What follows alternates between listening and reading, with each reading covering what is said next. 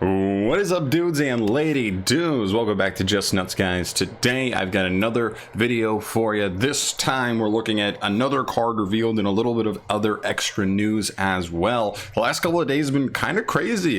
We had a little bit of a lull. We didn't get a lot of news for a while, and then back to back we get the new Magic Key archetype for Dawn of Majesty. Then we get like Gizmex transformed into like more of an actual archetype, 5 new cards for them, which is really cool, and a new sushi archetype. It's really weird. There's ships made out of sushi, which is very strange, but okay.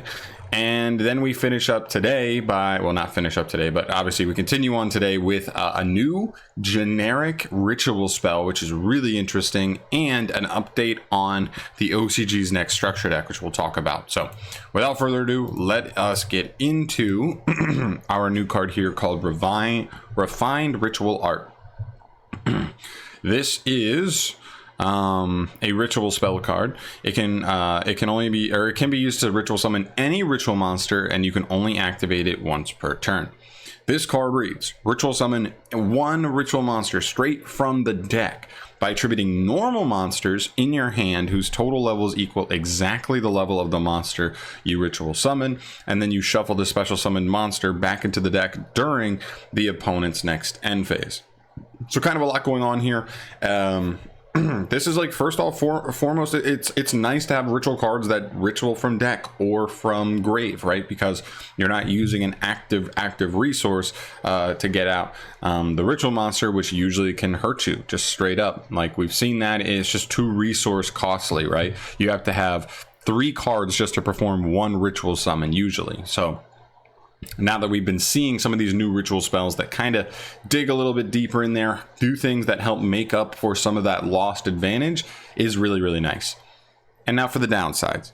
The downside is, 1, you have to attribute normal monsters to do this, which means you have to play normal monsters. You have to play engines that get you to normal monsters to do your ritual summon. 2, it has to attribute the normal monsters from hand, nothing from field, and that's kind of awkward because, I mean, stuff like Unexpected Die isn't necessarily useful with this card, or any other weird combos that put vanillas on the field from deck but not necessarily in your hand. And the last thing is that the levels have to be exactly the same. Well, I guess the second to last thing is the levels have to be exactly the same. It's not equal to or higher than, they have to have the exact same level. That doesn't seem like the biggest deal. If we find a combo that works with it, then like, who cares if it, you know what I mean? Like, you'll find a vanilla that's the same level as the monster you want to get into, but still something to note there to definitely keep an eye on.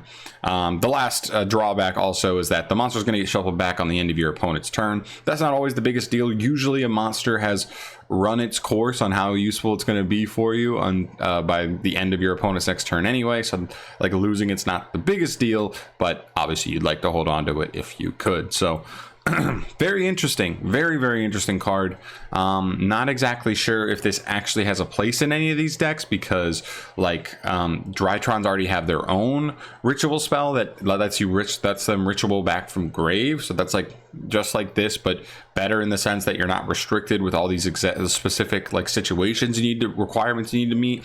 Vanilla monsters in hand, exact same level, and your monster gets banished you know, in a turn and a half or whatever. So interesting card. I'm just not sure if it'll come up. It is a generic ritual spell. You can search it off the Drytron cards. You can search it off like whatever, like the prep cards. You can search it off certain cards like Manju. So very easy access to it. I'm just curious if there are combos that actually can use this card to its full potential, but of course we'll just have to keep an eye open for it. Maybe this card will just be part of some crazy combos. We will have to see. So that finishes us up for this new card. Very cool. And now I want to talk a little bit about this little news here for the OCG update on Overlay Universe. This is the new structure deck we talked about like 3 or 4 days ago when it got announced. It was announced to be like a Zexal slash like Utopia structure deck, but here it's also going a little bit more in depth, where it says fans of Shark and Kaito can get some cards here too. So you can also add not only cards from like the Zexal or Utopia deck that Yuma used, the main character from Yu-Gi-Oh! Zexal, but also throw in some of the numbers used by Shark. So a couple more Shark cards. That's really cool. I mean, I think actually like the new Shark cards we got, I don't know, a year and a half ago, are actually pretty decent. They can make like double totally awesome fairly easily, which is definitely respectable. So that might be something really cool to add some power to that deck. And Kaito, this is another deck that people talk about all the time. I believe Kaito is the player of like Photon slash what is it? It's Photons and I can't remember, Galaxy Eyes, I think. So yeah, that's pretty cool as well. It's one of those decks where people have always talked about, like, if they just got like a couple more cards, or we got some generic cards that were like good win conditions for this deck could get it done potentially in the competitive scene. But we've never really seen it flourish too much. We see a couple of people play it as a rogue deck, but it really doesn't get great results overall. But maybe this could be the difference. I have no idea what we're missing from the anime. I have no idea what to expect, but I'm actually really looking forward to see what comes out of this product for sure. I know it's an OCG product, but we'll get the cards eventually, so I can still get hype about new cards in general. So that's it.